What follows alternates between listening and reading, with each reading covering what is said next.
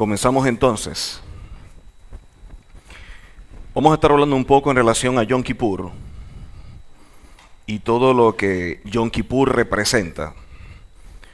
Cuando vemos en las escrituras todo lo plasmado en lo que conocemos como Vaikra o Levítico 23, aparecen unas diversas de convocatoria, una diversidad de celebraciones conocidas en hebreo como Moedín, y cada una de ellas nos muestra dentro del plan de redención una serie de aspectos conectados con el final de los tiempos, y cada uno en su momento nos aporta una serie de herramientas para el desarrollo espiritual.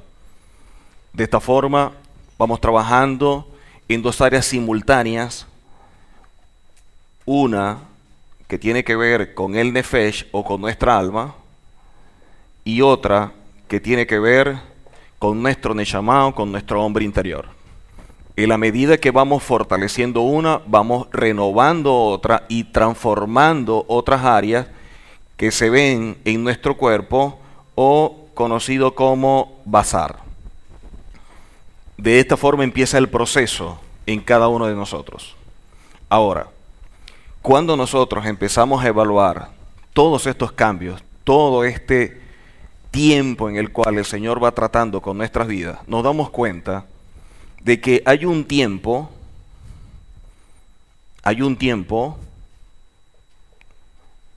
que podemos manejar de forma cronológica, que parte desde cero hasta estos días, se basado en la tradición cristiana, donde hay un año cero, se menciona un antes y un después de Cristo, o como unos dicen, un antes y después de la era común. Aunado a este tiempo, hay otro tiempo que se va manejando, que lo veríamos como un tiempo profético, un tiempo cronológico desde cero, una separación en tiempo histórico, hasta el día de hoy. ¿Ok? Dentro del tiempo establecido por el Eterno no hay una separación, un antes y un después de Cristo. Un tiempo todo corrido como siempre hemos venido estudiando. Lo único que dentro de este plano, que es el tiempo profético o el tiempo bíblico, hay una serie de eventos que se viene dando. Desde los días de la caída de Adán, y de esta manera, como dice la palabra, quedamos todos destituidos, por lo tanto, pasamos a ser goim, o gentiles, empieza un proceso por parte del Padre en función de ser redimidos. De allí el Eterno, a través de Abraham avino, un pacto, y con este pacto la justificación hacia Israel y una palabra dada hacia los gentiles, las cuales se cumple en el Mesías. Cuando parte de este punto, nos vemos que aquí, con la manifestación del Mashiach, entonces ahora se abre una justicia o un tiempo de justicia para estos gentiles que quedaron fuera con la escogencia de Abraham y que se marcó en Sinaí con Moshe. El Eterno crea al hombre a su imagen y semejanza. En ese momento el hombre atenta contra todo lo que estaba establecido por el Eterno, hace una gran haberá, y en medio de esa haberá el hombre queda destituido. Al quedar destituido, su posición y su posesión las pierde. El Eterno debe establecer la redención para colocar otra vez el hombre en su condición original. Basado en eso, quedamos todos como gentiles, o goim, personas sin pacto, personas sin ninguna relación con el Eterno, ajeno o extraño, es lo que traduce la palabra goim. Luego el Señor escoge a Abraham avino, y al escoger a Abraham avino, la justicia, su fe fue tomada por justicia, hacia su linaje. Abraham, Isaac, Isaac, Jacob, Jacob, Israel, Israel, 12 hijos, 12 hijos con Israel llegan a Egipto, de Egipto sale un pueblo, y con este pueblo en Sinaí se consolida con la Torá quiénes son los que están dentro del pacto y quiénes son los que quedan fuera del pacto. Y de allí todos aquellos que son parte de ese linaje, visto como aquellos justos que a través de la Torá alcanzan toda esa herencia, y todos aquellos que quedaron fuera, que siguen siendo vistos como gentiles, pero que hay una palabra para ellos dada a través de Abraham. En ti serán benditas todas las familias de la tierra, o en ti serán injertadas todas las familias de la tierra, a través de la expresión nivecru en hebreo, que colocaron como bendición, cuando la palabra establece serán injertadas todas las familias de la tierra. Que es lo mismo que aparece en Romanos 11:17, cuando Pablo, hablando de todo esto, habla de los gentiles siendo injertados al olivo natural. Que en nuestras versiones, producto de 250.000 variantes textuales, donde hay tantos errores, por no conocer palabra, por no conocer la cultura, unos adredes para suavizar el tema y todo esto, en vez de colocar injertadas colocaron injertadas en lugar de. Si es en lugar de, ya no es injerto, porque desplazaría. De allí, entonces, bueno, surgen teorías posteriores, y dentro de esas teorías, la teoría del reemplazo. La iglesia asume el lugar ahora de Israel, y más adelante conceptos como un Israel espiritual y un Israel físico. Con esto revelado en Sinaí, queda todavía pendiente qué hacer con estos gentiles. Cuando se presenta Mashiach y de esta manera muere, la justicia se imparte. Y de esta forma, la palabra en Juan 1:12 dice que todos los que creen y han aceptado su nombre, se les da el derecho legal de ser llamados hijos del Eterno. Por lo tanto, aquí se revierte la condición de gentil para todas estas personas que quedaron fuera. Hay una justicia recibida desde Abraham y hay una justicia ahora recibida a través de Mashiach. Con esta justificación, los que antes no eran nada, como dice la palabra en Efesios, ahora son recibidos.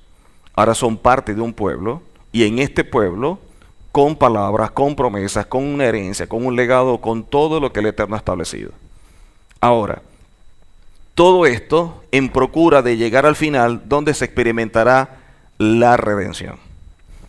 Para entender lo que es la Geulá o la redención como plan, necesitamos entender las partes del plan. Dentro de las partes del plan está que desde este tiempo, donde había un pacto, donde había una relación con el Eterno desde los días de Abraham, surge algo producto del becerro de oro que se llama Kippur, que es lo que vamos a estar estudiando. Con Mashiach hay algo que se llama Nixdach, que es la justicia o la justificación. ¿Qué sucede? Todos aquellos que vienen del mundo, que por los méritos del Mesías son parte ahora del pueblo de Israel, que son injertados a través de esta justificación, en ellos, con la justificación, empieza a operar algo que se llama la redención. Partiendo desde aquí con el Mesías, todos los gentiles, a través de la Torá, empiezan un proceso en su vida que se le llama santificación. Santificación que nos ayuda a nosotros en nuestra identidad perdida en Adán, pero recuperada en Mashiach, para que trabaje en dos áreas en nosotros. Una, la restauración, que tiene que ver con nuestra identidad, y otra con la restitución, que tiene que ver con nuestra herencia. Por eso la palabra dice que si somos hijos también somos herederos. Si se trabaja en estas dos áreas, lo que perdimos en Adán, posición y posesión, lo recuperamos. Ahora, ¿cómo hacemos para que cada una de estas se dé, el Señor todo esto lo encerró en algo que conocemos como Moedín, tiempos específicos o de convocatoria donde el Señor nos invita. Cuando habla de la expresión proclamar o la palabra kará en hebreo, es la expresión que tiene que ver con una invitación personal. El Señor nos llama personalmente. Yo quiero tratar contigo, yo quiero estar contigo. Y en cada celebración, el Señor nos imparte herramientas, recursos que nos ayudan en el proceso de redención para que lleguemos al final de la misma y entonces experimentemos algo que se llama la salvación. Por lo tanto, dentro de la redención está la justificación, previo la expiación, la santificación, la restauración, la restitución, la salvación.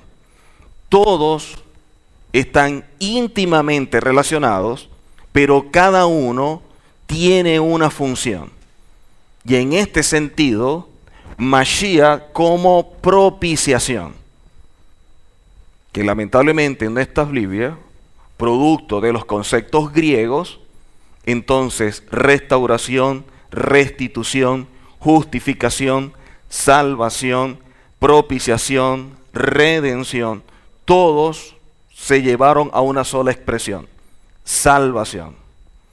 Y eso es un daño que nos hace, porque no entendemos cada una de las partes donde opera la Torá en nuestras vidas para bendición nuestra y la cual nos ayuda a desarrollar más nuestra identidad, afianzándola dentro de la Torá revelada. Cada una de las convocatorias nos muestra este plan. Vemos entonces cómo se da la justificación a través de Mashiach. Entonces tenemos una convocatoria. Pesach o Pascua, nosotros obtenemos esa justificación. Pero en esa misma justificación, nosotros después vemos una celebración que tiene que ver con Bikurim, que son 3 días. Y Mashiach, hablando que Él es la primicia, al tercer día de esa misma convocatoria resucita. Y Él dice que Él es la primicia de esa nueva creación a través de la justicia, que es una creación nueva para estos gentiles. Luego de allí comienza la cuenta del Omer. Y en esa cuenta del Omer llegamos a 50 días para la celebración de Shavuot, momento en el cual Mashiach asciende, y en Shavuot nosotros recibimos la Torá. Cuando recibimos la Torá, ya justificado, entonces ahora con la Torá sí podemos empezar el proceso de santificación. Ya que la santificación es cortar con todo aquello que traemos del mundo para conectarnos más con este sistema establecido en la Torá, ese proceso de romper con esto, pero unirme a esto, es la santificación. Por lo tanto, dentro de nosotros hay 2 procesos que se están dando paralelamente. Un proceso en el cual estamos rompiendo con un viejo hombre que tiene una estructura y de esa manera concibe todo a través de algo que se llama Nefesh, que es su alma.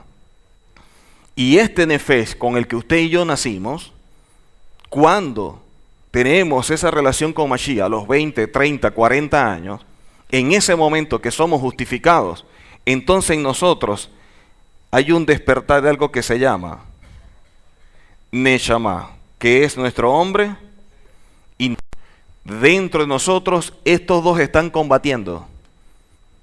Este viejo hombre que se tiene que despojar de muchas cosas, como dice Pablo, y eso lo hacemos a través de la Torá, y para eso el proceso de santificación, y un fortalecimiento de nuestro hombre interior a través de la Torá, para que se dé en nosotros el proceso de restauración y restitución. Por lo tanto, en nosotros hay 2 cosas simultáneas. Un viejo hombre que está muriendo, que viene de esa alma de nuestra vida gentil, y un nuevo hombre que está renaciendo, que está surgiendo guiado por el hombre interior, que se está alimentando de la Torá, que es identidad y herencia, y que a través de la misma se santifica. Esos dos procesos se están dando a la vez. Entonces, por un lado hay un hombre que no termina de morir, que es el que está en nuestra alma, y uno que no termina de despertar o nacer por completo, que es el que está en nuestro hombre interior.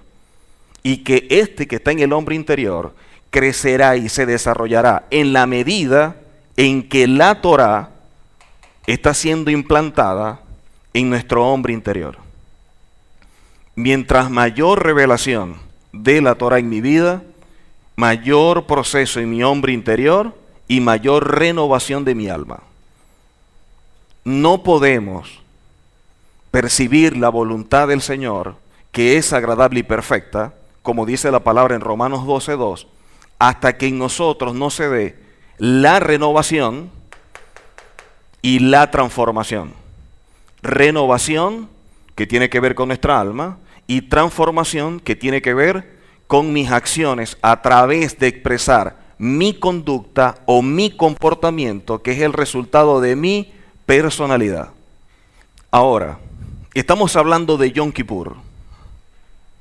La pregunta que nos hacemos es, todas las convocatorias, todas las celebraciones que aparecen en la Torá, reflejadas en Levíticos 23, son parte de una cultura que el Señor le reveló a un pueblo que es Israel, y que el mismo Mashiach dice que la salvación viene de Israel. Pablo dice que a ellos se les fue dada y por lo tanto son el custodio, el garante. Un custodio, un garante que se encargará de proclamar esa verdad a las naciones y de esta manera alcanzar a los gentiles para que la palabra dada a Abraham, en ti serán benditas todas las naciones de la tierra, se cumplan. Por lo tanto, toda persona a través de Mashiach que conoce la Torá es parte de una profecía que se está cumpliendo. La dada a Abraham Avino. Ahora, esta Torá que recibió nuestro pueblo, la recibió en unas condiciones y en un tiempo, que no es el mismo tiempo ni las mismas condiciones de hoy día. Por ejemplo, expresiones como judaísmo, en los días de Mashiach no existían. Eso existe posteriormente, cuando empieza la gente a definir cuáles son los conceptos, casi 5 o 6 siglos después. Entonces dicen, bueno, hay un cristianismo, hay un islamismo, hay budismo, hay judaísmo.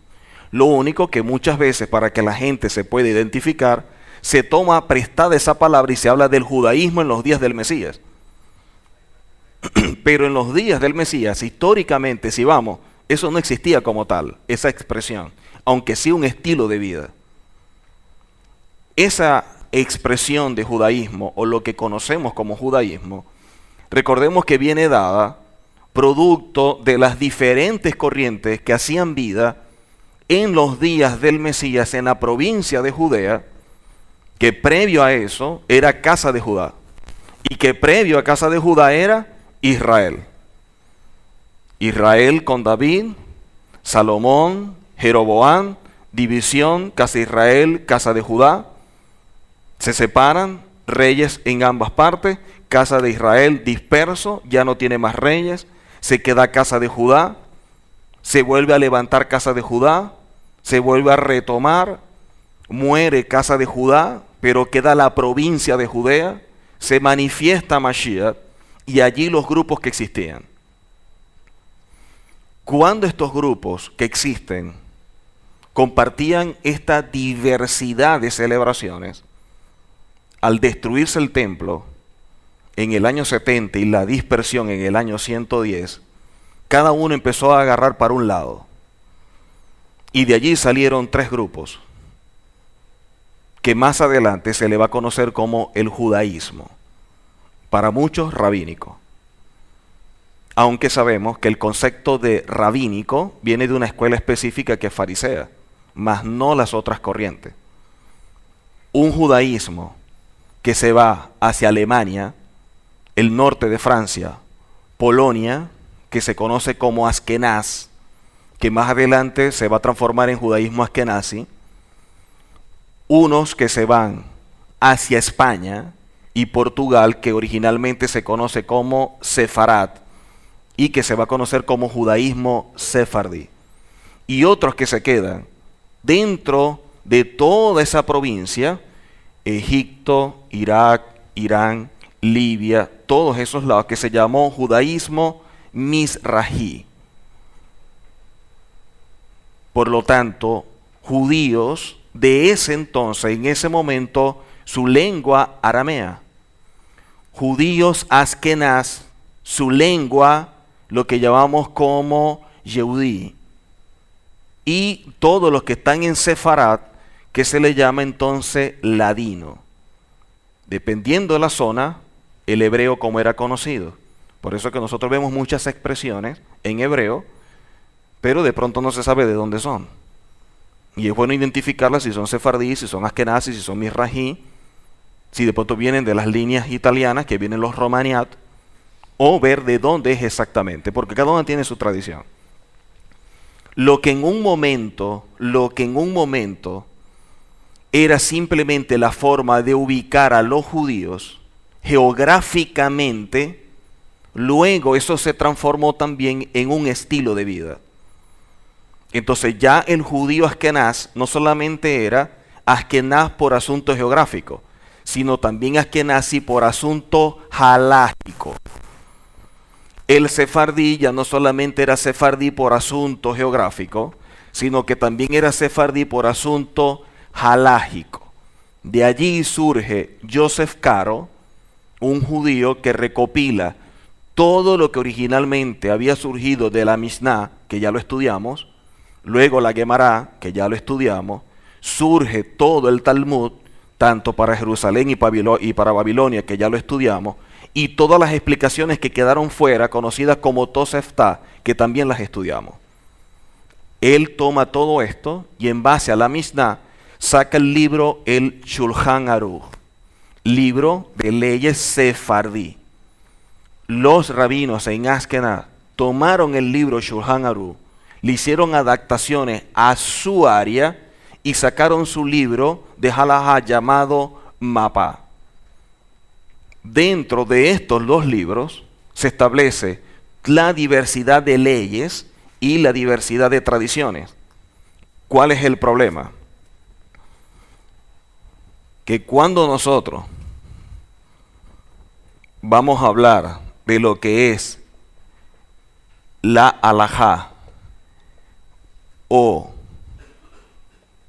la minjá o la tradición, para el sefardí, halajá es halajá y minjá es minjá. Para el askenazi, halajá es halajá y minjá es halajá. Entonces las tradiciones pasaron a ser parte de la ley. Para el sefardí no. Ahora, nosotros nos encontramos en una situación. Conocemos a Yehoshua. Conocemos la Torá. Dentro de la Torá todas las convocatorias. Cada una de las celebraciones, todas las herramientas que nos establecen. Y nos encontramos con una celebración que se llama Yom Kippur. Esta celebración habla de algo que es la expiación. El asunto, ¿cómo aplica para nosotros con la justificación? ¿Cómo hago yo con una celebración como Yom Kippur, que tiene que ver con la expiación, cuando a través de Mashiach yo estoy justificado? Porque si vamos a copiar ciertos elementos, entonces hay que tener mucho cuidado, no sea que copiemos algo que atente, como decíamos en la mañana, conocer el Rúa de la Torá, los principios que sustentan la Torá, más luego la Torá para saber qué halajá vamos a establecer. Porque si no es así, entonces estaríamos atentando contra lo que el mismo Mashiach establece. Y ahí hay que tener mucho cuidado. Si la halajá y la minjá para el askenazi es una sola,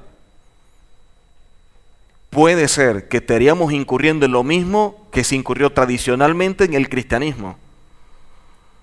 Cuando a la hora de establecer lo que se conoce como doctrina, ¿qué establecieron los diferentes concilios? Para establecer doctrina, se necesita que esté sustentado en ¿qué? 1, la tradición.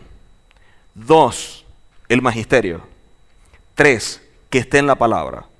Si hay uno de estos 3 elementos, es doctrina.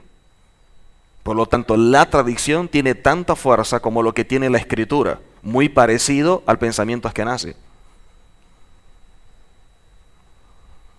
Cuando viene la reforma, dice no, es la sola escritura y se necesitan 3 citas bíblicas que sustenten para entonces decir que es doctrina o no. Y vamos a utilizar esa expresión prestada doctrina que sabemos que por la Torá no aplica. ¿Ok? Si es así y vamos a la expiación, entonces pudiera una persona decir, bueno, yo quiero celebrar Yom Kippur, me voy a meter en internet. ¿Quién publica en internet? La mayoría que publica es askenazi.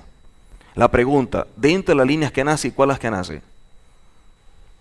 Y si para ellos tradición es halajá y halajá es tradición, pudiéramos estar copiando cosas de la tradición que atenten contra todo lo que ha hecho Mashiach por nosotros. Por lo tanto, la entrada a la Torá no es simplemente entrar a este mundo de la Torá y todo lo que se conoció como judaísmo. Es saber entrar para hacer un recorrido dentro del mismo a través de todas las cosas que nos imparte el Eterno en su Torá para bendición de nuestras vidas, sin que violentemos lo que el mismo Mesías estableció. Y de esta forma disfrutar todo ese legado sin atentar contra los principios, tomando toda la herencia de la Torá, pero teniendo mucho cuidado con la tradición y con la halajá. Porque si vamos a Yom Kippur, entonces viene el movimiento askenazi y dice, como no tenemos templo, nosotros podemos agarrar un gallo y hacemos caporet. Yo agarro un gallo, lo agarro por el cuello, le doy 2 vueltas y digo, este gallo muere en mi nombre. 2 vueltas y se acabó. Lo mato, lo doy corbán, lo doy en sedaká, o simplemente me hago una sopa y me la tomo. Otros movimientos hasídicos entonces dicen, no, hagamos teshuvá, y después de la teshuvá, entonces vamos a hacer ofrenda, demos sedaká, y con eso cumplimos igual que haber hecho un sacrificio. Entonces vamos a ver muchas tradiciones dentro de Yom Kippur, que cada línea en medio de sus vacíos, producto de que no existe el templo, producto de que no hay sumo sacerdote, producto que no se puede hacer esta celebración tal cual como aparece en la Torá, han tenido que llenar esos vacíos con tradiciones particulares de cada corriente. Así como hay una corriente que de pronto en este momento pudiera estar diciendo, para que entonces tengamos esa revelación celestial y de esta manera el Señor nos ilumine, a tal hora todos nos vamos a fumar un cigarrillo. Eso es tradición.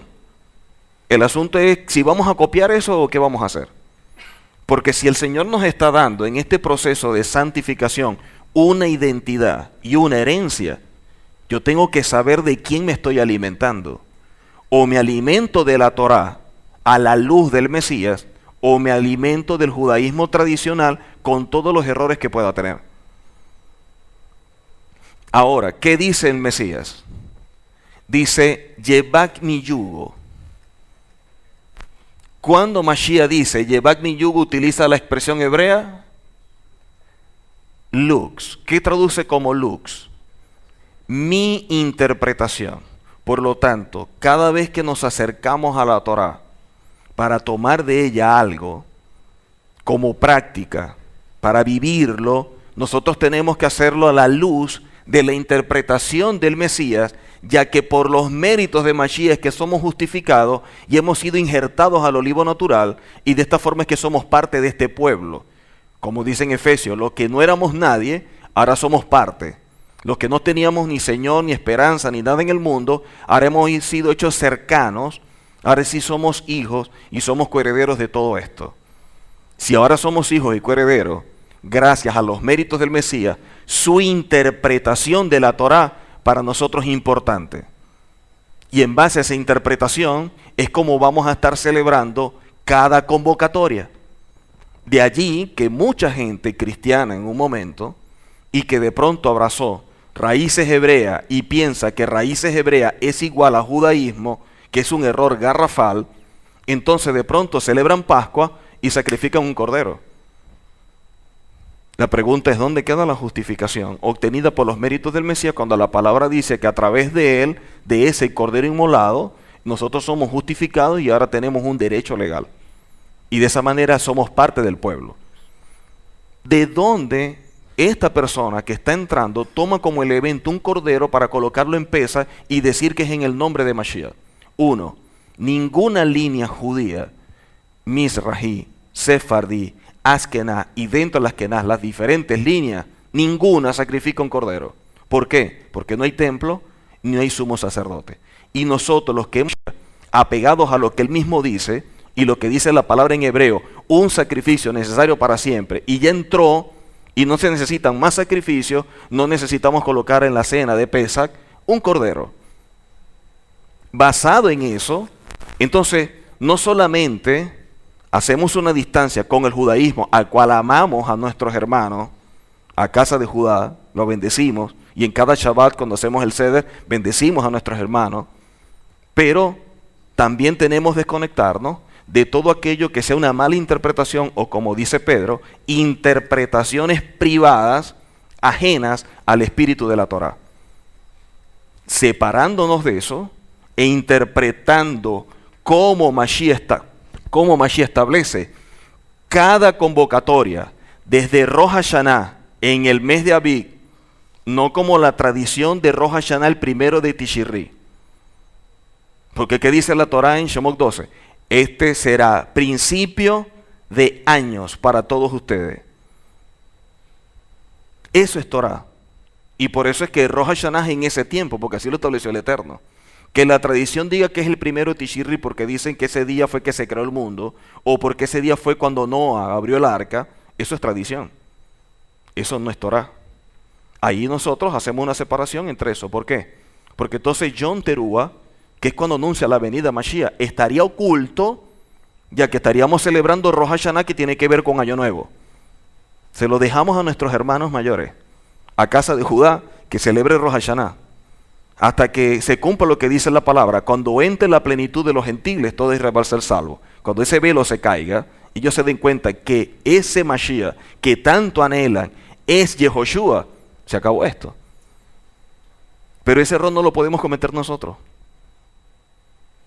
Y así como no cometemos ese error en Rosh Hashanah, después viene la celebración de Pesach, después viene la celebración de Bikurim, después la cuenta del Omer, después viene Shavuot, después acabamos de celebrar Teruah, ahora Kippur y luego Sukkot. El cumplimiento de todo en Sukkot con el establecimiento de ese reino desde la manifestación de Mashiach en Yom Teruah hasta Sukkot, acortando los tiempos como dice el Mesías. ¿Cómo nosotros celebrar Yom Kippur, que tiene que ver con la expiación, cuando nosotros por los méritos de Mesías hemos encontrado la justificación? Ya que la expiación es que la persona, sea un pecado o una transgresión, lo tenga, y la expiación es lo que hace que la sangre del animal cubra, tape, y de esta manera libera al hombre de la culpa. Ejemplo, imagínense que esta es una gran haberá, indistintamente sea pecado o transgresión. ¿Qué hace Kippur? Agarra la sangre del animal y la cubre. La persona queda libre de la culpa.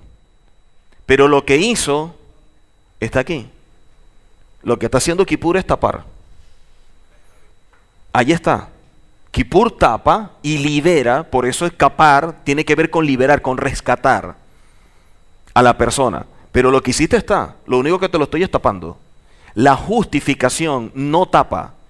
La justificación quita, elimina lo que tú tienes para darte una nueva posición y una nueva condición.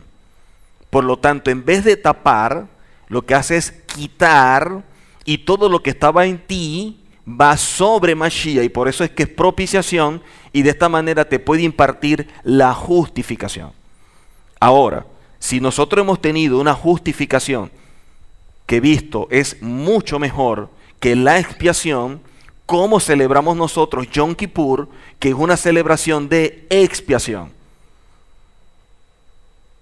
Porque si lo hacemos apegado al judaísmo tradicional, pareciera que más bien estuviéramos como retrocediendo, como que estamos en una mejor condición y estuviéramos como que bajando. Porque mientras que antes simplemente tapaban y ahora a mí me la quitaron, si lo celebro como antes es como si me volvieran a tapar. ¿Pero tapar qué? Si ahora en Mashiach yo soy justificado. La pregunta entonces, ¿cómo celebramos Yom Kippur? Para que entendamos cómo nos presentamos a esa celebración.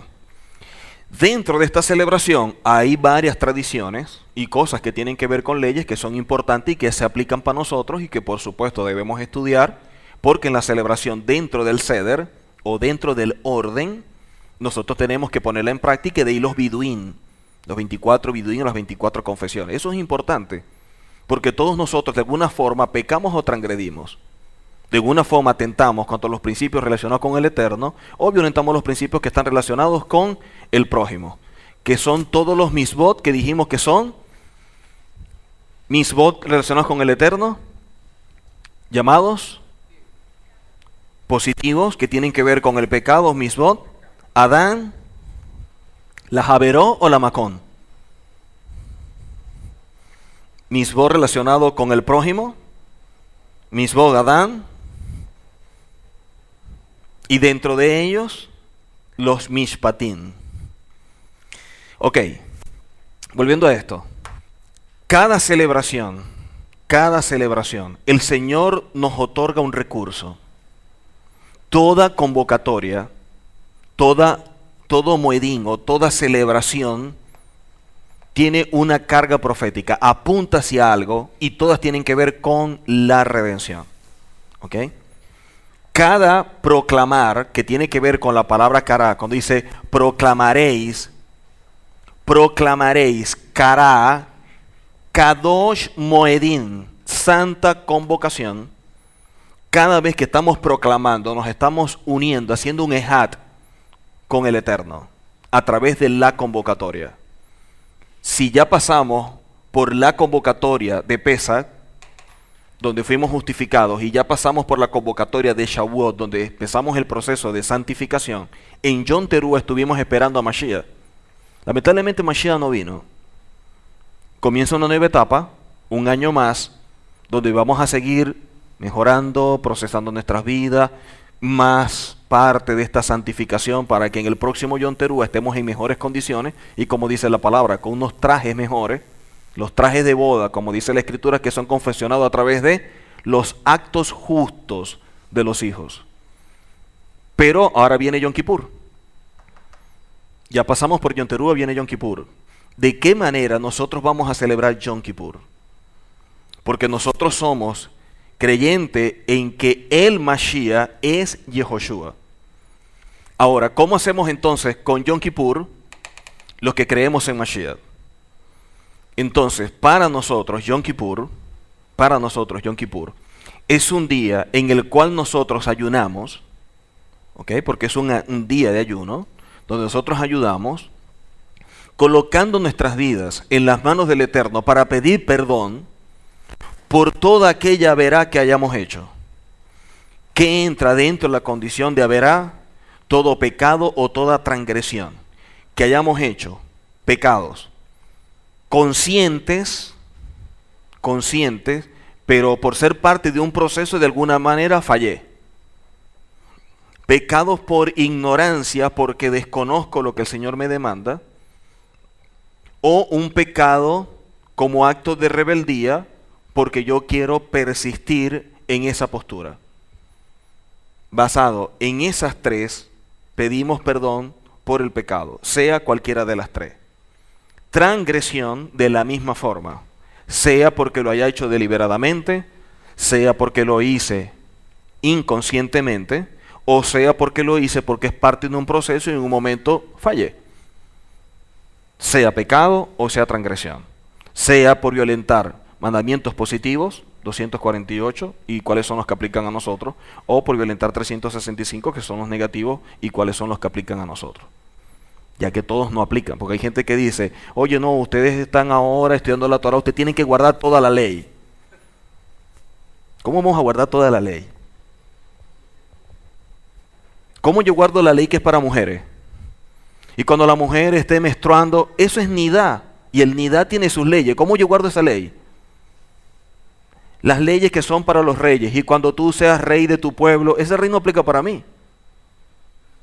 ¿Cómo aplico la ley para el sumo sacerdote? Yo no soy sumo sacerdote. ¿O cuándo aplica la ley para el viudo? Yo no soy viudo. ¿O la ley para el soltero? No soy soltero. ¿O la ley para el soldado? Yo no soy soldado. Entonces la gente dice, ah, no, ahora tú volviste a la ley, tienes que guardar toda la ley y te apartaste de la gracia. ¿Cómo yo guardo toda la ley? Nadie guarda toda la ley. Porque hay mandamientos para hombres, mandamientos para mujeres, mandamientos para los que son parte del pueblo, mandamientos para extranjeros, mandamientos para casados, para viudos, para solteros, mandamientos para los que están en la guerra, para los que no están en la guerra, mandamientos para reyes, mandamientos para levitas, mandamientos para sumos sacerdotes. Hay mandamientos para todo. Por lo tanto, yo no puedo guardar todos los mandamientos. Tendría que ser rey, tendría que ser sacerdote, levita, soldado, estar en la casa, ser divorciado, soltero, casado, ser hombre, mujer. Es la única forma que yo puedo guardar toda la ley. Tengo que estar dentro y fuera de Israel, estar peleando pero también en la paz. Y estar bien pero estar menstruando. Porque también hay leyes para la menstruación. Ah, leyes para parir, leyes después del parto. Leyes que aplican para la persona cuando está recién dado a luz para luego hacer la presentación, sea 30 días o 4 días. Leyes para el recién nacido, o sea que hasta recién nacido tengo que hacer. Entonces entramos como Nicodemo a pensar cuando le dijeron sobre el nuevo nacimiento y empezó a sacar cuenta, y sacando cuenta llegó y dijo, oye, ya perdí toda la cuenta. El primer nuevo nacimiento no aplica, el segundo tampoco, el tercero tampoco me aplica, el cuarto tampoco, el quinto tampoco, el sexto tampoco, el séptimo tampoco. Si no aplica ninguno de los 7 tipos de nuevo nacimiento para mí, será que tengo que volver al vientre de mi madre. Entonces Mashiach le dijo, no, hay un 8º nuevo mandamiento, hay un 8º nuevo nacimiento, ese es el que yo te estoy revelando. Pero nos pasaría como Nicodemo, pensando en que tenemos que guardar toda la ley y empezamos a sacar esas cuentas. Si llegamos a Yom Kippur, ¿cómo hacer con esa celebración? Entonces, uno de los puntos importantes es el perdón. Y para el perdón, desde los días del mes de Lul, cuando comenzamos con lo que representa la Teshuvah, que muchos traducen como arrepentimiento, pero no es arrepentimiento, aunque el arrepentimiento se ve involucrado, porque es la acción del hombre que se ha separado de ese punto en el cual estaba conectado con el Señor, y él iba, por decir algo, transitando por aquí, y en este momento, en vez de seguir derecho, se desvió. Este desvío hasta llegar aquí y darse cuenta que se apartó este Teshuvah, más o menos lo podemos ver a través del hijo pródigo. En este punto, él reflexiona y se da cuenta de su error. Teshuvah es llegar a este punto, hacer introspección, reflexionaste, pediste perdón a los cielos, pediste perdón a tus padres. Te regresas al punto de donde te desviaste y vuelves a tomar el camino correcto. Eso es Teshuvah. Dentro de ella, por supuesto que hay arrepentimiento, pero Teshuvah no es netamente arrepentimiento. ¿Ok? Entonces, en Yom Kippur, nosotros hemos venido haciendo Teshuvah, pensando en todo aquello que hicimos que nos separamos. ¿Qué hicimos nosotros que atentara contra los principios establecidos en la Torah en mi relación con mi esposa?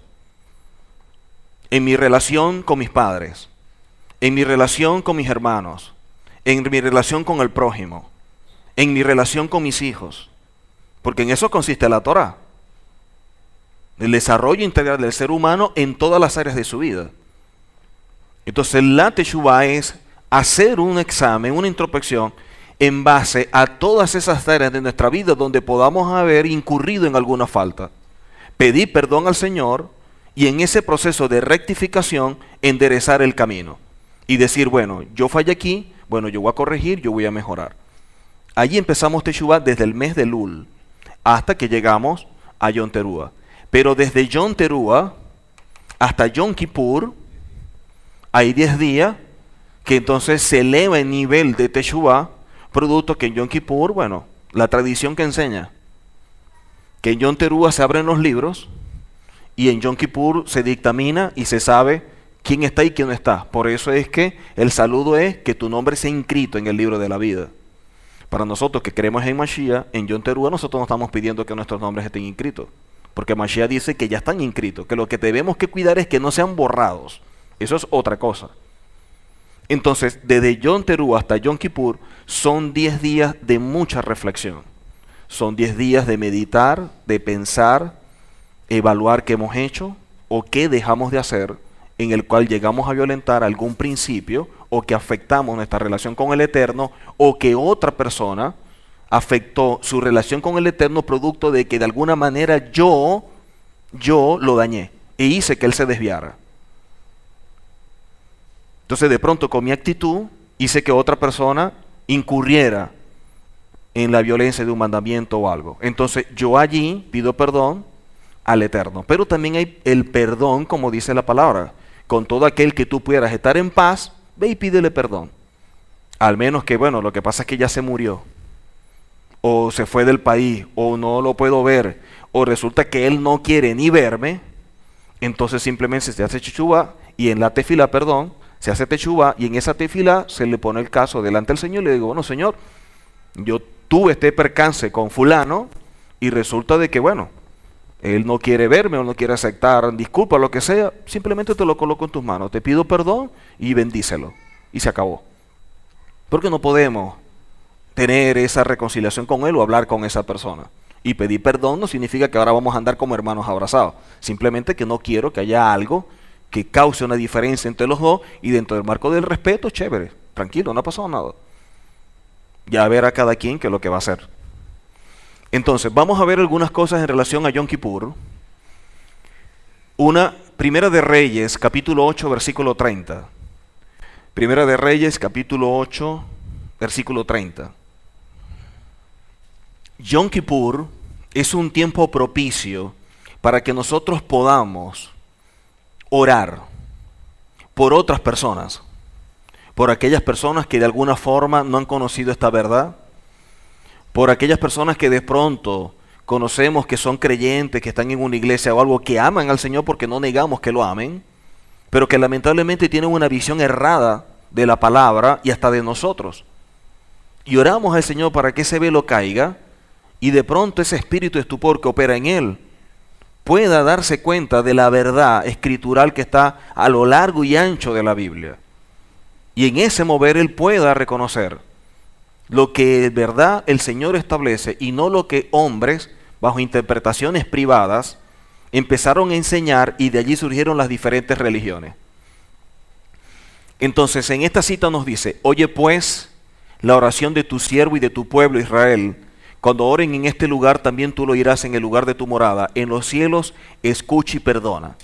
Esta declaración que aparece aquí, cada vez que comienza Yom Kippur, la persona la hace, comienza con esta oración.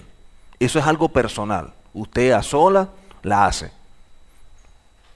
Oye pues la oración de tu siervo y de tu pueblo. Cuando oren en este lugar, también tú lo irás en el lugar de tu morada en los cielos, escucha y perdona. Eso es algo personal. Así comenzamos el día de Yom Kippur. O sea, eso deberíamos hacerlo el martes en la tarde, cuando cae la tarde. Así comenzaríamos con esta oración. ¿Por qué? Porque dentro de la oración, en los meses de Elul, hicimos algo que se llama tefilá, que ya sabemos que no es simplemente una oración. El mes de Elul es un tiempo de introspección, de autoanálisis, autocrítica, y de allí la expresión tefilá, que es lo que traduce, más no como orar, como el proclamar, bendecir, glorificar al Eterno o pedir algo, sino que tefilá es simplemente el análisis que nos hacemos nosotros delante del Señor, así como dice la palabra, Señor, purifícame, pásame con hisopo, haz esto. Eso es tefilá. Esa tefilá la hicimos en el mes de Elul. Cuando llegamos a Yom Kippur, comenzamos con esta oración, porque ya hemos hecho esto. Ahora vamos a hacer esto. Midrashim sobre la teshuvá. Dice Rabbi Eliezer, torna en teshuvá un día antes de tu muerte. Le preguntaron sus discípulos, ¿acaso la persona puede saber cuál será el día de su muerte? Le respondió, justamente al no saber cuándo llegará su hora, que torne en teshuvá hoy, no sea que muera mañana y así toda su vida será penitente. ¿Qué nos enseñan? Que no podemos esperar hasta el último día para estar pidiendo perdón. Todos los días nosotros deberíamos confesar nuestras faltas delante del Señor. Y esa era una de las cosas que los sabios enseñan que tenía David. David inmediatamente incurría en un acto, una falta, y reconocía el error delante del Señor. No lo guardaba, sino que oraba y lo exponía delante del Padre su falta. Fuera un pecado o fuera una transgresión, pero lo exponía. Entonces los sabios enseñan que nosotros no podemos esperar porque no sabemos cuándo va a llegar la hora. Y basado en eso, todos los días deberíamos tratar de mejorar, porque a la final eso redunda para bendición nuestra. Cada día tratar de ser mejores, cada día tratar de superar muchas cosas que a lo mejor las tenemos todavía dentro de nuestra vida y apegados a ellas no nos dejan avanzar. No hay nada más difícil para un hombre que estar conectado con su pasado. Y de hecho, el principio de redención es no mirar atrás. El principio de redención es que todo lo mejor del Eterno siempre está hacia adelante. Y hay personas que miran hacia atrás por problemas o traumas que vienen y que vienen arrastrando, o porque hay gente que vive de las glorias pasadas. Cuando yo tenía aquel carro, cuando yo tenía aquella casa, cuando yo tenía aquel trabajo, en aquel tiempo cuando yo tenía plata, cuando yo viajaba. La redención establece que lo mejor de nuestra vida nunca está atrás. Lo mejor de nuestra vida siempre está adelante. Y tenemos que darle gracias al Señor por lo que tenemos para poder avanzar. Porque nos va a pasar lo mismo que pasó con los días de Amán. Amán era un hombre que tenía poder, tenía posición, dinero, familia, de todo. ¿Y por qué no disfrutaba todo? Porque simplemente vio a Mardoqueo y le cambiaba el mundo. A veces nosotros tenemos tantas cosas y no disfrutamos todo porque hay una que nos falta. Puedes tener tremenda casa, tremendo trabajo, dinero, tremendo carro, hijos y todo, pero resulta de que te falta X. Tú estás triste porque te falta X. La pregunta es, ¿todo lo demás que tú tienes no vale? Como para gozarte y disfrutar diciendo de todo, bueno, lo único que no tengo es esto, pero gracias al Señor tengo todo esto. No, esto es lo que te quita el sueño. La pregunta es, si eso te lo da el Señor y te quita el resto, ¿serías feliz? No, porque ahora te falta el resto. Entonces, ¿por qué no vivir disfrutando lo que tenemos y darle gracias al Señor por todo? Porque como dicen los sabios, todo es para bien. Dice Rabí Yohanan, grande es la penitencia que acerca la redención, según está dicho, y vendrá un redentor a Sión, y a los pecadores penitentes de Jacob, dice el Eterno. ¿Qué causará la llegada del redentor a Sión? La penitencia de los pecadores de Jacob, como aparece en Yoma 56b, que eso es un tratado del Talmud. Cada vez que nosotros pedimos perdón y tratamos de mejorar, los sabios enseñan que es como si estuviéramos atrayendo a Mashiach. Es como si estuviéramos haciendo que se acerque. Porque en el momento que usted y yo estamos rectificando, en el momento que yo estamos haciendo que las cosas mejoren, en cambio pedimos perdón, es lo que se llama dentro de la enseñanza rabínica el tikkun nefesh, la corrección de nuestra vida, la corrección de nuestra alma. Cuando yo trabajo en mi tikkun nefesh y tú trabajas en el tikkun nefesh y mi hermano en el tikkun nefesh y cada uno está trabajando en corregirse, todos como un cuerpo, porque así es visto el pueblo de Israel, entonces estamos siendo colaboradores de lo que conocemos como el tikkun olam, la corrección de este mundo. Y eso es lo que abre las puertas para que venga Mashiach. Entonces, en función de eso es que nosotros debemos trabajar. Origen del Kol Nidri. Todos los votos. Esto es importante. Los judíos, como otros pueblos, acostumbraban a emitir con ligereza votos o promesas que luego se hacían imposibles de cumplir, pero que tampoco querían infringir voluntariamente. De allí que un grupo de rabinos buscara a través de la oración Kol Nidre un mecanismo que les sirviera de ayuda a las tensiones provocadas por tales compromisos. Posteriormente, esta oración se introdujo en la liturgia con la oposición de algunas autoridades rabínicas. Esto trajo muchos ataques en repetidas ocasiones por los férreos seguidores de la halajá, hasta el punto que en el siglo XIX fue eliminado de los libros de oración, o el sidur, de algunas comunidades en Europa occidental. ¿Qué es el Kol Nidri? El Kol Nidri es una oración basada en el hecho de ciertos votos y ciertas promesas que nosotros hicimos. El asunto fue que no las cumplimos. Entonces tenemos como que esa cuenta con el Señor. Con esta oración saldamos cuenta. Kol Nidri o todos los votos. Entonces, esto es lo que declara el pueblo, o esto es lo que se declara en la sinagoga. El rabino está explicando, está el Hassan, que es el director de la ceremonia, y entonces él hace la invitación para que todos se coloquen de pie y declaren el Kol Nidri. El Kol Nidri en ese momento declara la Keilah, todo lo que aparece aquí. En el tribunal del cielo, en el tribunal de la tierra, por el permiso de Adonai, alabado sea, y con el permiso de su santa congregación, nosotros mantenemos que está permitido orar juntos por los transgresores, con los transgresores de la ley. Declara entonces ahora el principal o el nazir de la congregación. Todos los votos, obligaciones, promesas que nos atan desde este Kipur al próximo Kipur quedan anulados. Quiere Adonai redimir, absolver, perdonar, anular, invalidar y dejar sin efecto esos votos que no nos aten ni tengan poder sobre nosotros. Los votos no serán eficaces ni obligatorios ni las promesas. Y de esta forma, todo lo que algún momento nosotros dijimos, en un momento que se nos pasó algo rápido y, oye Señor, si pasa tal cosa yo te prometo que... Y con ligereza de pronto dijimos, o de pronto hicimos, la palabra establece que quedamos atados con los dichos en nuestra boca. Y que de toda palabra ociosa nosotros tenemos que rendir cuenta, porque de toda palabra o con toda palabra somos justificados o de toda palabra también somos condenados. En ese sentido, la oración de Kol Nidri era una oración de revocar, de cancelar o de anular cualquier promesa o cualquier voto que una persona haya hecho al Señor por ligereza en un momento difícil de su vida y que después él entonces se dio cuenta que no cumplió y para no acarrear las consecuencias, entonces él revoca ese voto. Él anula lo que en un momento dado le pidió al Señor o el compromiso que asumió con el Señor.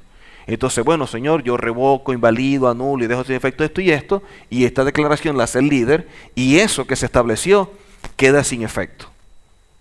Ahora, lo que sí recomiendan la Torah y los sabios es que nosotros debemos tener mucho cuidado a la hora de querer hacer un voto, para no pasar por esta situación. Antes de nosotros emitir algo, primero nosotros pensar muy bien qué es lo que vamos a hacer. Entonces eso también se hace. Luego, declara la Keilah. Y será perdonada toda la congregación de los hijos de Israel y el extranjero que vive en medio de ellos, viendo que todo el pueblo estaba en la ignorancia. Luego declara el líder, bendito seas, oh Señor nuestro Elohim, Rey del universo, que nos ha preservado y mantenido con vida para esta celebración. Esto es parte de la celebración de Yom Kippur. Esto se hace en la sinagoga. Luego de la oración de Minjá, el rabino entonces llama a todos los que están presentes y con un grupo, que tiene que ser un minyan, entonces preside toda la ceremonia. Y empezamos haciendo la oración de Kol Nidri. Hay diversas costumbres, diversas tradiciones. Una de las tradiciones es que la gente vaya para la sinagoga de blanco, porque el blanco representa pureza, y de esa forma nosotros estamos orando y pidiendo al Señor que purifique nuestras vidas y la gente se va de blanco. Entonces, ¿qué sucede? Que este tipo de situaciones, dentro de la tradición, apelando a que estamos en ese proceso de purificación, apelando que estamos en este tiempo en el cual pidiéndole al Señor nos perdone y que nos ayude, porque todos cometemos errores, todos tenemos defectos. El hecho de que yo esté de este lado no quiere decir que yo sea perfecto, yo no vengo de Júpiter. Simplemente que somos personas que tenemos un don, que tenemos un mayor compromiso, una mayor responsabilidad, y en base a ello, por supuesto, tenemos que asumir las cosas con más seriedad. Pero no somos mejores que otros.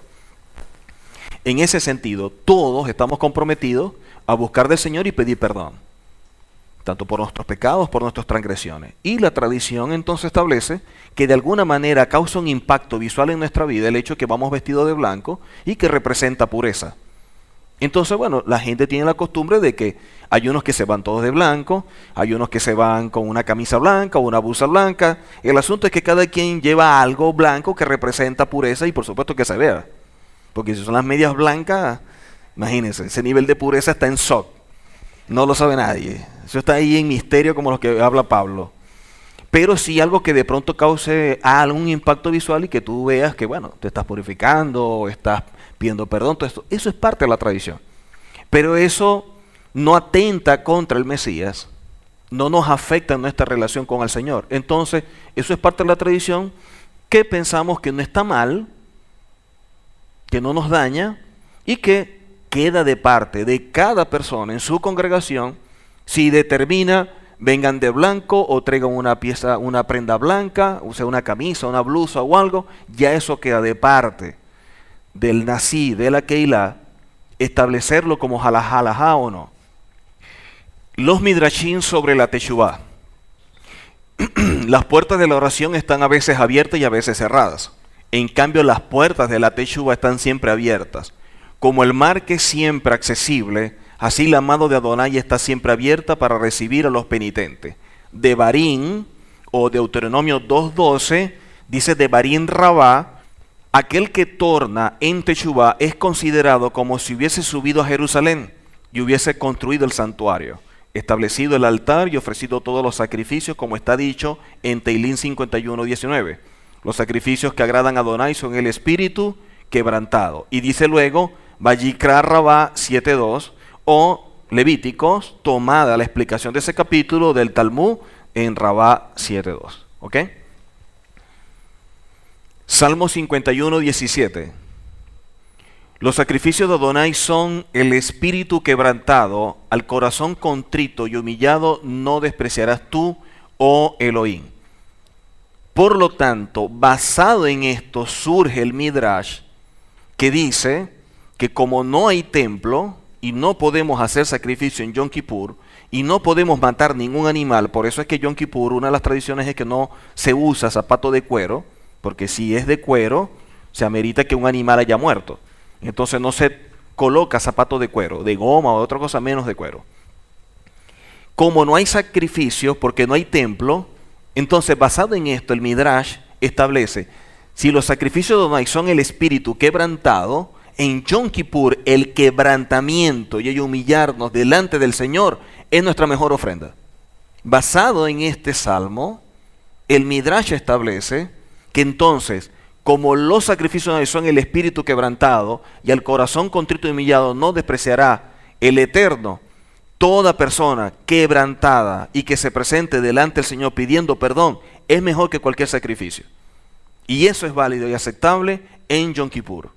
Entonces, ¿qué hace la persona? En Yom Kippur, después que hacemos la primera oración y luego de revocar los votos, todo esto, entonces cada quien tiene un tiempo, 5 minutos, para pedir perdón, para quebrantarse, para estar tratando ahí con el Eterno, y eso es algo entre la persona y Él, entre el Eterno y Él. Los sabios enseñan, Yom Kippur es el día más sagrado para todos los judíos, la época de los días de penitencia que comenzaron en Rosh Hashanah y continúan en los 10 días siguientes hasta que culminen en Yom Kippur. Es un día de perdón y expiación de los pecados entre el ser humano y Adonai, entre el ser humano y el prójimo. Entre el ser humano y el Eterno, si violentamos o cometimos un pecado, o entre el ser humano y el prójimo, si afectamos nuestra relación con el prójimo y cometimos una transgresión. Dependiendo de lo que hayamos hecho, el pecado de transgresión, si es con el Eterno o con el prójimo. En Rosh Hashanah los seres humanos son juzgados por sus actos, pero el veredicto del juicio es fijado en Yom Kippur. Eso es lo que enseña la tradición judía. Para nosotros no es así. Aunque la palabra dice que cuando venga Mashiach, en Yom Teruah, dice que tendremos que presentarnos y habla del tribunal de Mashiach, diferente a la culminación del Malhut, cuando habla del juicio del trono blanco, que habla de la segunda resurrección. Ya eso es otra cosa. Aquí está hablando de la primera, no de la segunda, como dice la palabra que es para muerte. Esta es la primera resurrección, o lo que dice la Escritura. En ese sentido, todos los que nos presentamos delante del Eterno pedimos perdón. Isaías 55, versículos 6 al 8. Isaías 55, 6 al 8. Buscad a Adonai mientras puede ser hallado. Llamadle en tanto que está cercano. Deje el impío su camino y el hombre inicuo sus pensamientos. Y vuélvase a Adonai, el cual tendrá de él misericordia, y al Elohim nuestro, el cual será amplio en perdonar. Porque mis pensamientos no son vuestros pensamientos, ni vuestros caminos mis caminos, dice Adonai. Cuando vemos esta cita bíblica está hablando de una teshuvá tan fuerte, ya que el hombre se ha apartado tanto, que miren cómo lo define: inicuo. No le dice pecador, no le dice transgresor, lo trata de inicuo, lo está llevando a un nivel como si fuera un goin. Lo único que sabemos que está direccionado hacia alguien que es parte del pueblo, porque hablando de la teshuvá, dice que tendrá misericordia y que perdonará. Como habla de misericordia, estamos entendidos que está hablando de teshuvá y que tiene que ser un hijo, porque la misericordia solamente aplica para el hijo. La compasión aplica para el gentil. La misericordia se aplica entonces para los que son hijos por el principio de Rahmanú. Todo lo que tiene que ver con la misericordia. Es tan fuerte el impacto de apartarse o salirse, que el llamado es que busquen al Eterno mientras puede ser hallado y que lo llamen mientras está cercano.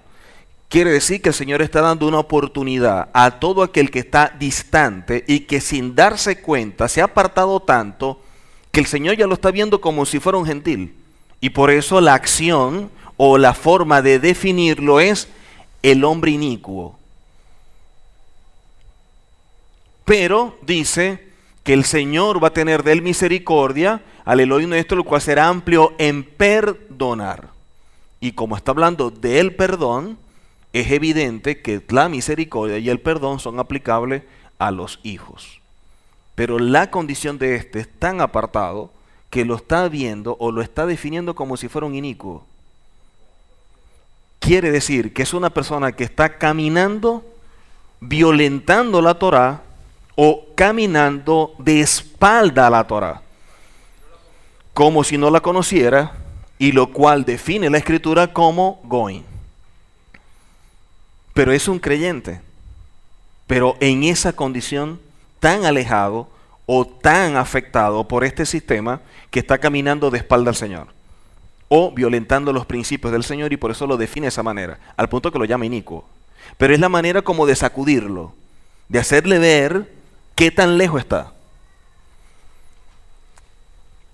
Selihot. ¿Se acuerdan de los Selihot?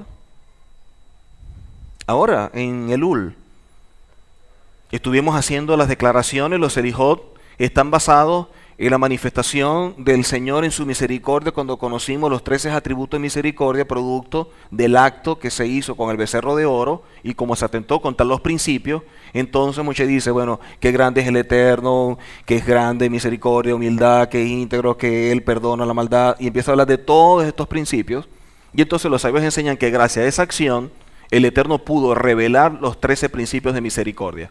Esos Selihot son los que nosotros declaramos en todo el mes de Elul, apelando a ellos en nuestras oraciones diarias.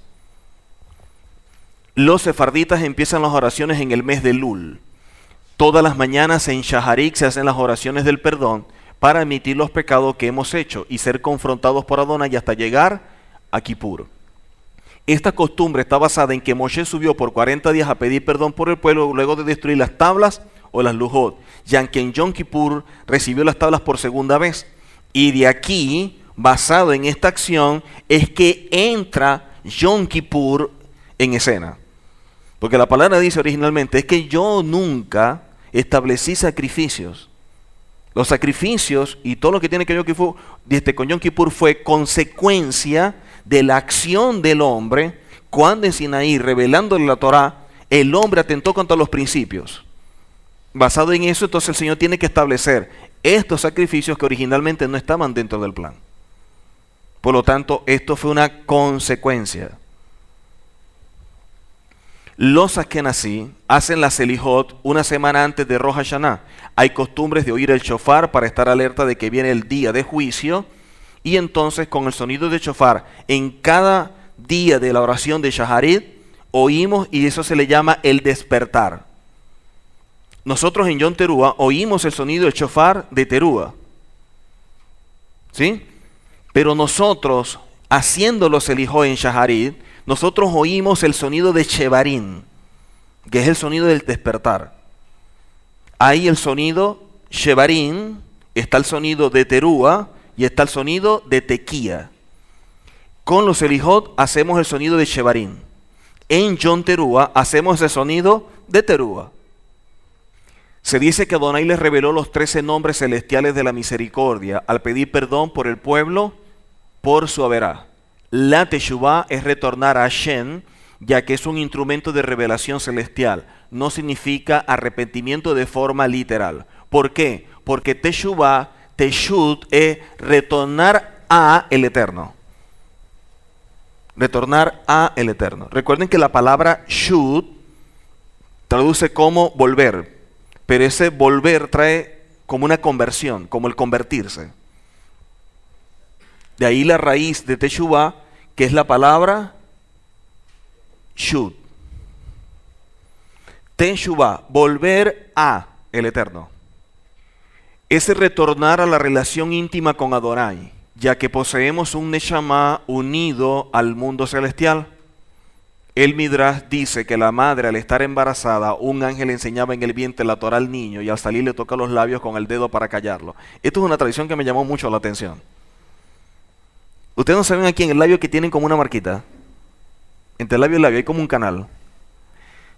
La tradición dice que cuando estaban en el vientre y que a nosotros nos enseñaron Torah, y que cuando vamos a salir un ángel nos pone el dedo como para callarlo, como dice, shh. Y cuando puso el dedo y que quedó la marca esta, que esta es la marca del dedo del ángel. Pero eso es tradición. No es que es así, pero es parte de la tradición y la gente lo enseña. Entonces dentro de toda la Gadá, hay mucha parte de la tradición que la gente habla y la gente comenta, y bueno, es bueno conocerla, a pesar de que de pronto sabemos que no es, pero es parte de la tradición y simplemente para saber qué es lo que se hace o qué es lo que dicen, ¿no?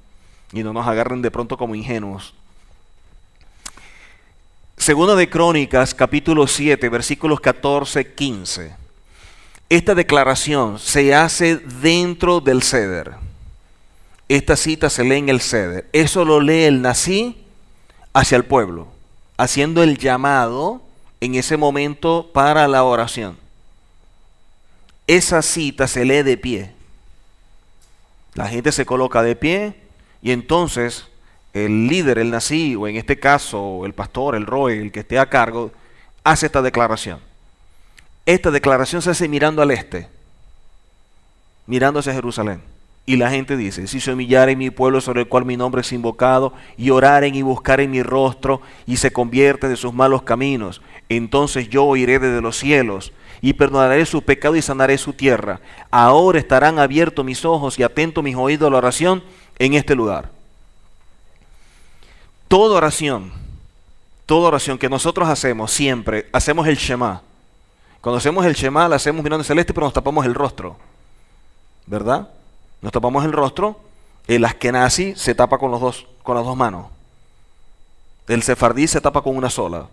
Y el sefardí, cuando se tapa la mano, se tapa y se coloca la mano así, haciendo una shin, de que el shalom esté en nuestra vida, pero también Shaddai. Shaddai significa, para nosotros es suficiente. Aunque Shaddai también significa todopoderoso, o majestuoso, o omnipotente. Pero Shaddai también traduce como, para mí es suficiente. ¿Qué es suficiente para mí? El Eterno. Cada vez que hacemos el Shema, mirándose Jerusalén, el sefardí que lo hace de esa forma, formando la Shin, está diciendo, para mí el Eterno es suficiente, y la Shin representa Shalom, que la paz del Eterno esté sobre mí. Y eso es parte de la tradición, y cada quien se cubre el rostro mirándose a Jerusalén como lo desea.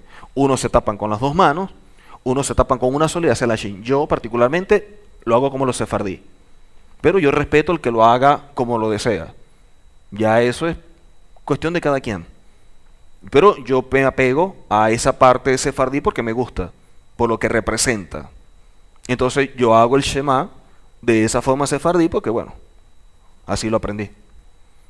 Y como no violenta nada, en ese sentido no tengo ningún problema. Pero el que quiera hacerlo con las dos manos, o el que quiera hacerlo con una sola, o el que quiera hacerlo de esa forma, tiene libertad para hacerlo. Porque no es algo que está en la Torah. O sea, eso es parte de la minjá de cada comunidad. Si en esta comunidad la minjá es esa, se respeta.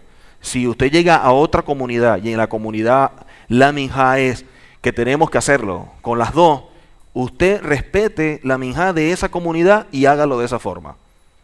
Nosotros donde llegamos, indistintamente sea cual sea la Keilah, nosotros tenemos que respetar lo que en esa comunidad se hace. Entonces preguntamos, aquí ¿cómo se hace Shaharit? Así así. ¿Cómo se hace Shema? Así así. ¿Cómo se hace Tefilá? Así así. Ok, perfecto. Ya sabemos y vamos a comportarnos sin causar ningún malestar, ningún daño dentro de la comunidad y mantenemos el orden. Y respetamos lo que cada nací establece en su comunidad. Entonces me dice, no, more, aquí la Keilah, nosotros miramos así y nos gusta esa parte sefardí. Maravilloso, porque así lo hago yo. Pero si después tú me dices, no, more, lo hacemos de esta forma, hermano, no tengo ningún problema. Con las dos manitos, con las dos manitos. Porque tenemos que respetar. Entonces, esta oración la hacemos mirando a Jerusalén y repito, cómo se está buscando el rostro, cómo se está orando y dice, ahora estarán abiertos mis ojos delante del Eterno. Entonces miramos a Jerusalén, pero en esta oración, mirándose a Jerusalén, a diferencia del Shema que nos tapamos, esta no la hacemos con los ojos cubiertos. El verbo rezar tiene en hebreo su raíz lingüística en la misma raíz que el verbo incriminar. La persona que reza es aquella que se autocritica, se incrimina y descubre que todos sus actos están dirigidos a su beneficio propio y no tiene ningún deseo de hacer ni siquiera algo mínimo por el beneficio del prójimo.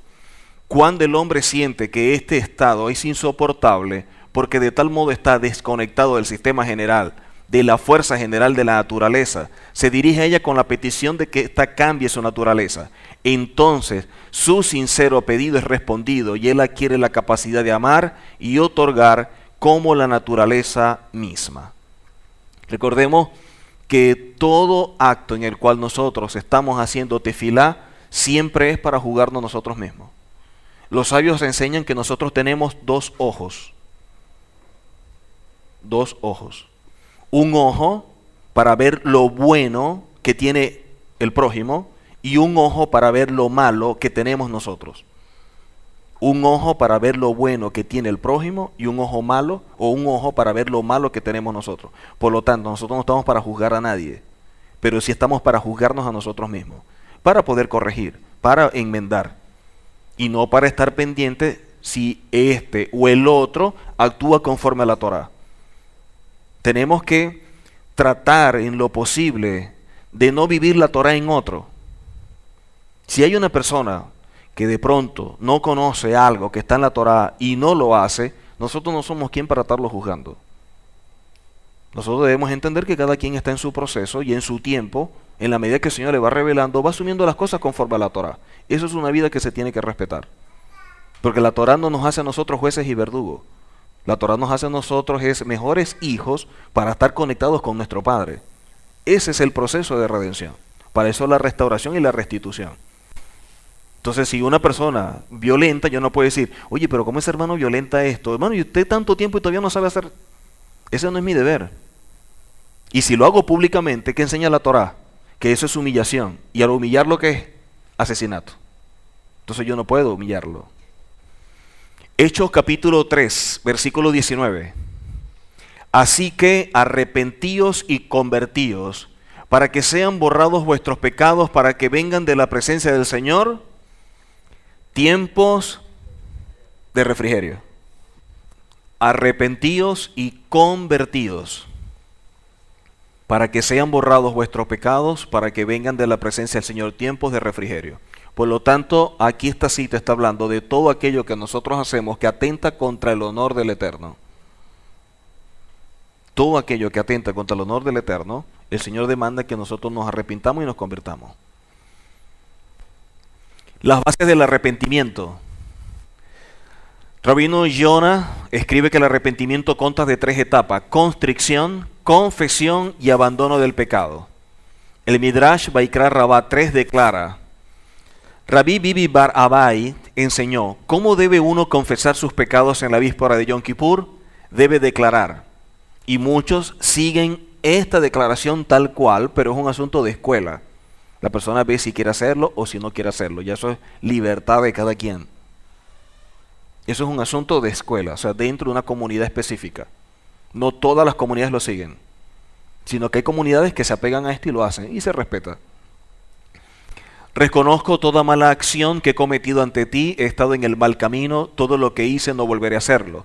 Sea tu voluntad, Señor mío, disculpar todos mis pecados, perdonar todas mis transgresiones y concederme expiación por todas mis iniquidades. Como declara el versículo Isaías 55:7, que abandone el malvado sus caminos y el hombre impío sus pensamientos.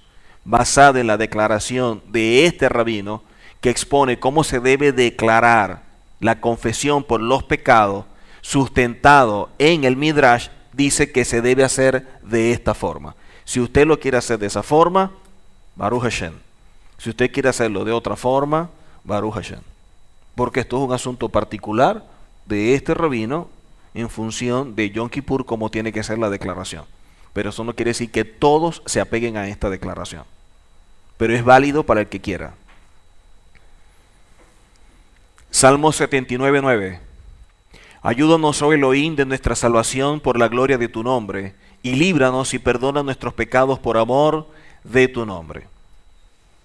Este es un salmo que también se declara dentro del Seder. Eso lo declara cada persona. Salmo 79:9. La Gemara en el Tratado Sanedrín dice que un Sadik nunca llega a elevarse al nivel de un Baal Teshuvah, porque la acción de Teshuvah lo coloca en un lugar delante del Padre como consecuencia de su acción. Ya este punto de Baal Teshuvah yo lo he explicado.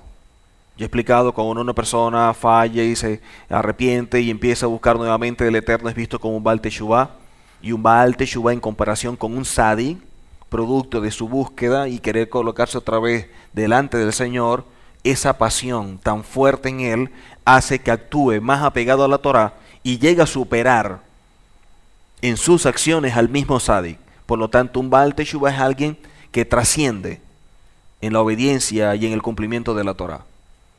El cometido del ayuno, la finalidad no es la tortura por sí misma, sino para elevarse. En el Sefer Ajinud, precepto 403 explica: la raíz de este precepto es para que seamos seguidores del Santo, bendito sea, para fijar al ser humano un día en el año para expiar los pecados mediante la penitencia. Es por eso que fuimos ordenados a ayunar.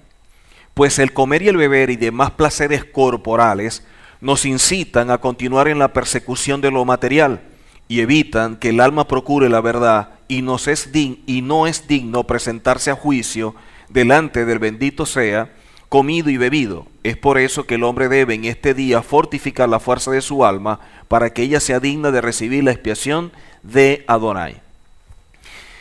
Para nosotros, el ayuno, ¿cuál es el objetivo que tiene? Si para el pueblo tradicionalmente el ayuno es producto de que se abrían los libros, en Rosh Hashanah y en Yom Kippur es el veredicto y la gente ayuna para que el veredicto sea favorable, para nosotros, por los méritos del Mesías que hemos sido justificados, ¿qué sentido o cuál es el objetivo del ayuno? Entonces nos vamos a un principio que sustenta la Torá y en los cuales nosotros, cuando estudiamos la misma, nos damos cuenta de la importancia que tiene lo que conocemos el principio de Pikuach Nefesh, el salvar y resguardar el alma. ¿Para qué ayunamos nosotros? Para que el Señor en su misericordia, así como nos ha ayudado, nos ha perdonado nuestras transgresiones y nuestros pecados, todo lo que hayamos hecho en este tiempo, el Señor en su compasión también puede actuar en favor de otros. Entonces en Yom Kippur nosotros empezamos a actuar en favor de aquellos que no conocen al Señor, para que el Señor en su compasión obre en su favor. O si son creyentes pero no conocen la verdad, no conocen la Torah, indistintamente en la religión que estén, el Señor en su misericordia quite ese velo, quite esa ceguera, ese espíritu de estupor, y que pueda obrar y que abran sus ojos a la verdad. Nosotros en Yom Kippur nos transformamos como una especie de intercesores por todos aquellos que no conocen la palabra del Señor, o aquellos que lo han conocido pero lamentablemente están en el lugar equivocado, en el sentido en que han entrado en una religión que lamentablemente no es la verdad. A través de esta oración, nosotros consolidamos lo que siempre en cada Kabbalah Shabbat decimos cada vez que hacemos la bendición por los panes. Cuando partimos los panes y hablamos de casa de Judá, casa de Israel, tenemos el pan que representa a los gentiles. Cuando nosotros rociamos la sal y la miel, decimos que así la luz de la Torah también resplandezca sobre ellos y que de esta forma sean parte del pueblo y puedan disfrutar de los pactos y todo lo que está establecido como herencia que el Señor nos ha dado a través de Mashiach. En Yom Kippur, nosotros también oramos y pedimos al Señor para que estas personas que no conocen puedan conocer, para que estas personas que de pronto estén cerradas puedan abrirse, para aquellos que de pronto, basado en que a lo mejor nosotros que abrazamos esta verdad, aquellos que nos han criticado o aquellos que abandonaron, aquellos que se fueron y que a lo mejor dijeron de nosotros cualquier cantidad de cosas, nosotros los perdonamos. Señor, perdónalos.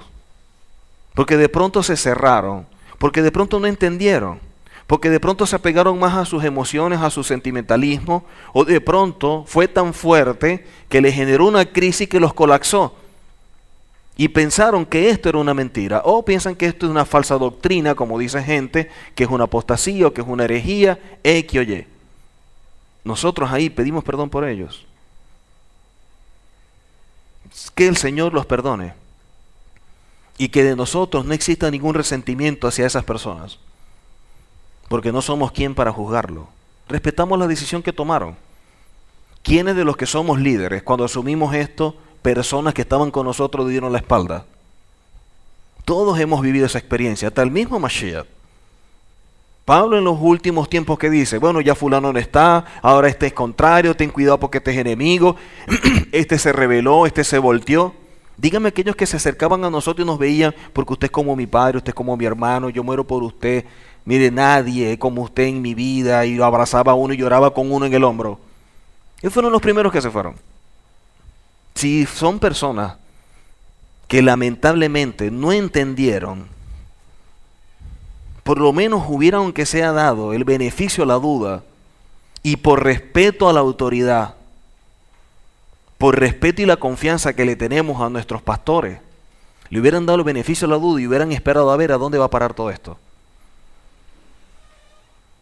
Y por lo menos decirle, bueno hermano, mire, yo a lo mejor no estoy de acuerdo, me parece esto una locura, pero yo lo respeto a usted como autoridad, yo sé que usted no está loco, yo sé que usted anda por ahí brincando y saltando, y si usted está asumiendo esto, por algo es, y basado en el respeto que yo le tengo y la confianza que yo le tengo al Eterno por colocarlo a usted, yo voy a esperar a ver qué va a pasar con todo esto, y yo no tener la paciencia y el amor para ponérselo a exponer poco a poco.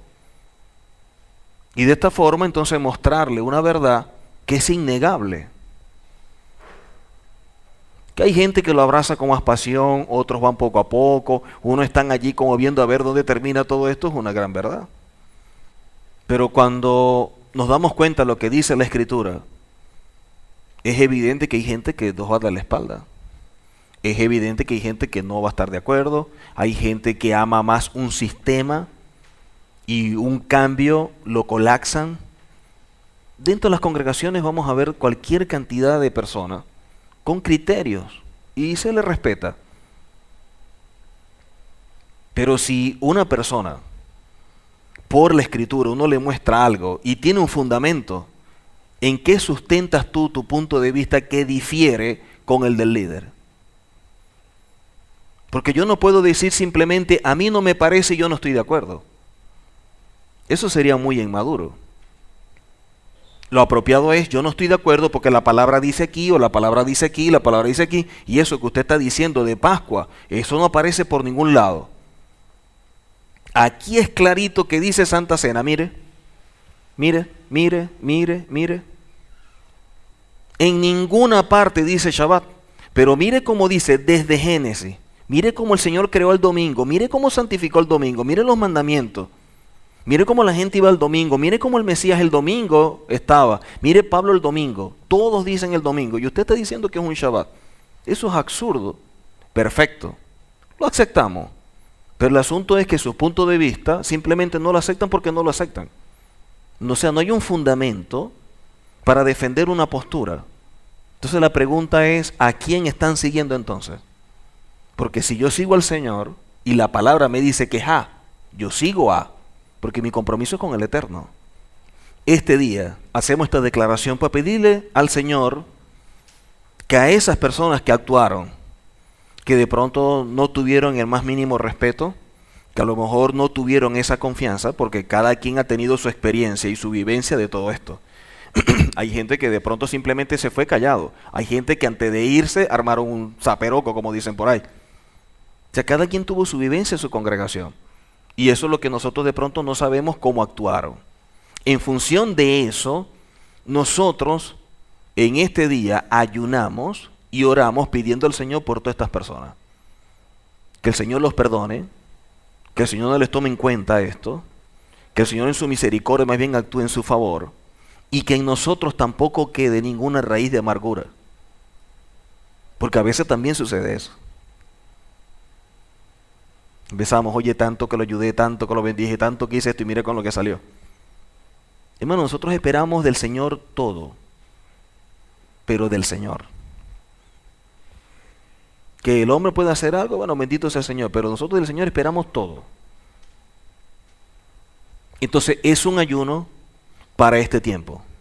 Es un ayuno para orar por ellos, para pedir nosotros perdón, y hasta pedir perdón porque de pronto la forma como quisimos mostrar una verdad a lo mejor no fue la mejor. A lo mejor no era la más apropiada. A lo mejor no tuvimos esa sensibilidad para mostrarla de la manera más clara y que se causara mayor daño. Porque el asunto no es tener una verdad. El asunto es saber qué vamos a hacer con la verdad. Y al exponerla, saber que la exponemos, no que la imponemos. Isaías 58, versículos 6 al 12. ¿No es más bien el ayuno que yo escogí desatar las ligaduras de impiedad, soltar las cargas de opresión y dejar ir libres a los quebrantados, y que rompáis todo yugo? ¿No es que partas tu pan con el hambriento y a los pobres errantes albergues en casa, que cuando veas al desnudo lo cubras y no te escondas de tu hermano? Entonces nacerá tu luz como el alba y tu salvación se dejará ver pronto, e irá tu justicia delante de ti, y la gloria de Adonai será tu reguardia. Entonces, tu retaguardia. Entonces invocarás y te oirá Adonai, clamarás y dirá él, heme aquí, si quitares de en medio de ti el yugo, el dedo amenazador y el hablar vanidad. En base a esta cita, hablando de lo que tiene que ser el verdadero ayuno, hay dos cosas que se hacen. En base a esto. Una, que al terminar todo el servicio de Yom Kippur, nosotros en cada comunidad tenemos una seudá. Y de esta forma compartimos. Pero antes de empezar Yom Kippur, o cuando vamos a celebrar Yom Kippur, en el camino, nosotros deberíamos dar sedacá. Nosotros deberíamos ayudar al que es hambriento, al pobre. Entonces, usted sale y aquella persona que tenga necesidad o un hermano o alguien, dele sedacá. Dele a uno, a dos, a tres, a todo lo que usted quiera. Y después llega la Keilah y comienza Yom Kippur. Con sus oraciones y con todo esto. Cuando termine Yom Kippur, entonces hacemos la segunda parte, la seudá, que aplica al cierre de la celebración de Yom Kippur, todos juntos como familia. Antes de empezar, la sedacá. Cuando vamos a terminar, hacemos la seudá. Tefilá Saká. En muchas comunidades es costumbre que al llegar a la sinagoga antes de Kol Nidri, recuerden que la recitación para revocar los votos que ya vimos, se recita fervientemente una plegaria de confesión llamada Tefilá Saká, o plegaria pura, una súplica digna de su nombre. Es pura porque en cada una de sus palabras purifica los corazones de la persona que la recita y la predispone adecuadamente para recibir el día de expiación con santidad, pureza y disculpa por los pecados. La esencia de esta plegaria consiste en la aceptación de las 5 aflicciones obligatorias de Yom Kippur y la apertura de los corazones hacia el arrepentimiento y la confesión. Un aspecto primordial de este rezo es que además de palabras de Teshuvá ante Adonai, coloca en boca del hombre expresiones de disculpa para las faltas incurridas entre el hombre y su semejante. Esta oración, ¿recuerdan la primera que dije que era una cita bíblica? Después de la cita bíblica se hace esta. Después hay una que se levanta el líder, después viene comunidad, líder, comunidad, después viene Kol Nidre, después viene la declaración que se levanta todo el mundo, después viene la declaración que se hace mirando hacia Israel, que no nos cubrimos el rostro. Ese es el orden. Otro punto importante recordemos que es un ayuno. La pregunta es, ¿quiénes ayunan? ¿Quiénes debemos ayunar? Toda persona que dentro de la Torá es mayor o es visto como un hijo de mandamiento. Estamos hablando que en el caso del varón, todo niño mayor de 13 o de 13 en adelante ayuna. Y toda niña de 12 en adelante ayuna. Aquel que ha cumplido con el bar y bas mihvah ya puede ayunar. ¿Quiénes están exentos? Los menores de esa edad no deben ayunar, aunque si tiene más de 8 años, hace medio ayuno con ese niño que lo coloca a leer. ¿Qué otra persona no está obligada al ayuno en Yom Kippur? Toda persona que está enferma, mujer que está embarazada, persona que está amamantando o una persona que está en tratamiento. Toda persona mayor de 70 años no está obligada. Si lo hace, ya eso es asunto de la persona, pero no está obligada. Y toda persona mayor de 60 puede hacer el ayuno, pero le está permitido poder consumir jugo. Puede tomar jugo y hacer su ayuno tranquilamente. Después de 70 no está obligado, pero si quiere hacerlo, ya eso es asunto de él. Menos de 60 y más de 12 sí debe ayunar. Si está enfermo, no. Si está embarazada, no. Si tiene algún tratamiento, tampoco. Si está amamantando, tampoco. Son las personas que están exentas del ayuno en Yom Kippur. Miqueas 7, 18 al 19. ¿Quién Elohim como tú que perdona la maldad y olvida el pecado del remanente de su heredad? No retuvo para siempre su enojo porque se deleita en misericordia. Él volverá a tener misericordia de nosotros, sepultará nuestras iniquidades y echará en lo profundo del mar todos nuestros pecados. Esta es una cita que siempre se declara y de esta forma apelamos siempre a la bondad del Eterno y van a ver que muchas siempre mencionando la misericordia, siempre apelando a la misericordia. Otro midrashim sobre la Teshuvah, un lugar de primordial importancia es atribuido a la Teshuvah porque sin ella la humanidad no podría existir. Esta sería inundada por las olas de la maldad. La Teshuvah no solamente tiene la fuerza de rechazar el flujo del mal, sino que puede neutralizarlo y sanear la vida que fuera corrompida por la maldad. Grande es la Teshuvah ya que llega hasta el trono de su gloria. Grande es la Teshuvah ya que puede anticipar la redención. Grande es la Teshuvah que alegra la vida del hombre. Tratado Yoma 86. Entonces, basado en esto, nosotros vemos todo lo que representa Yom Kippur. Hay unas declaraciones, hay una serie de citas, están los 24 biduín, que bueno, ya los conocemos, lo vamos a dejar para que estemos hablando sobre ello. Cuando terminemos los pastores, trataríamos un poquito más sobre este punto, sobre los biduín.